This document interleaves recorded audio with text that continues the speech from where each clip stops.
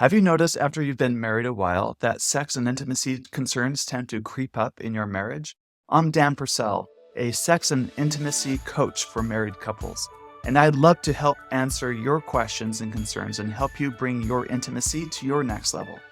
This video you're about to watch is part of a series that I'm doing answering questions that have been submitted anonymously. If you have a question you'd like addressed yourself, you can go to my website, getyourmarriageon.com, click on resources, and then anonymous questions. All right, let's dive in. So on our last episode, I saw the topic of swinging come up. I've struggled with this fantasy for years, and now I'm a married husband with kids. I am a follower of Jesus and believe it to be wrong based on scripture. We've been married 4 years, and 6 years I've been free from the thought of it. The last 2 years it has come back, and my wife just isn't aware of this fantasy of mine. I really just want to know your thoughts from a biblical perspective. Is it okay to want to see my wife with another man? Should I even mention this fantasy to her? Although this question mentions swinging, I think this could be about anything you fantasize about that may or may not be in line with your morals. For the record, I personally am not in favor of swinging or anything extramarital when it comes to sex. But this question could have been about a number of other things such as oral sex, lingerie, sex toys, and so on. As I answer, please see if you can find the principle and live the principle behind it all. Another principle I follow is not to yuck another person's yum. What we're drawn to sexually is as unique as our fingerprints. No people have the same erotic blueprint. The funny thing about human sexuality is that most of our fantasies are not quote-unquote biblical. Think about it. They're not quite always morally upright, are they? And that's the very thing that excites this very irrational part of our brain and some of the beauty we find in others during sex. That we can share this irrational, off-limits area with our hair down, and it's not always so cleaned up, this part of ourselves with someone else. And that's what makes sex so special, right? To put it another way, there's an aspect about human sexuality that is drawn to the perverse. Dr. Esther Perel, a researcher that wrote a fantastic book on human eroticism, says, most of us get turned on at night by the very things that we'll demonstrate against in the light of day.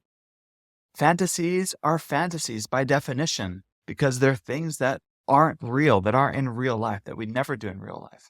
So, where do these fantasies come from? Most of the things we feel drawn to in our sexual fantasies have their roots in our very early child development. It's very similar to how we developed our sense of humor as a child.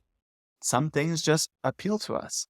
So, how do you make sense of things that you're drawn to if they're not in line with what you want to do morally? Well, you might find the idea of watching your wife be with another man very exciting. But just because you like the idea doesn't mean you need to act on it. You don't need to be afraid of your eroticism when you are the decider of it. Remember, you're the person that still chooses in the face of your fantasies how you'll act. You're still the pilot of your ship. You're the driver of your car. You're the author of your story. You're still in the driver's seat. You choose what you will actually do with your fantasies or not. I like to think of eroticism as a fireplace.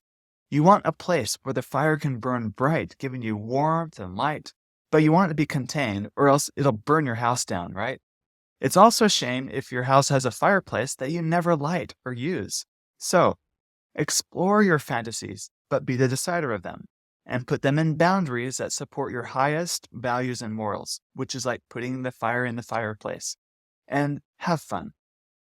Now for the last part of your question, should you tell your wife about your fantasy?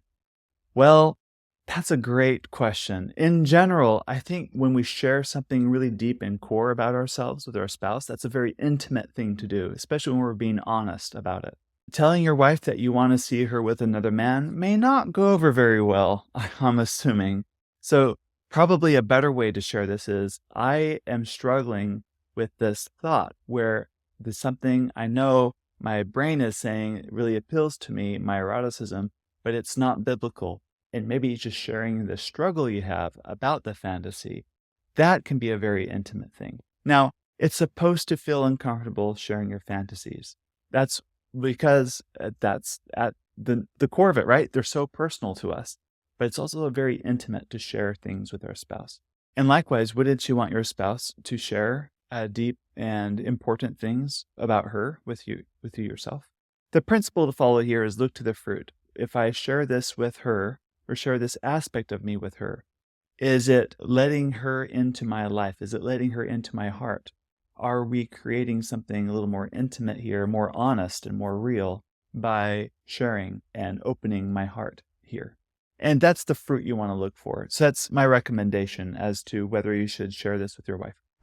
Thank you for watching this video. If you'd like more great content like this to help improve intimacy in your marriage, click the subscribe button. Also, if you want to send me a question anonymously, you can do so at getyourmarriageon.com. Click on resources and then anonymous questions. See you in the next video.